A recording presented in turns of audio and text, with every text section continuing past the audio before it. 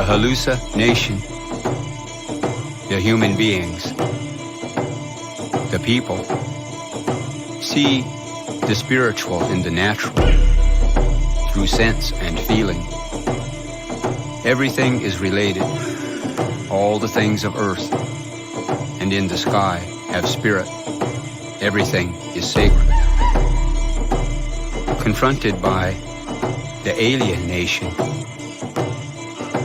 the subjects and the citizens see the material religions through trauma and numb.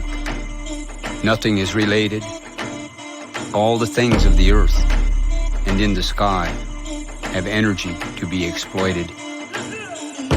Even themselves, mining their spirits into souls sold.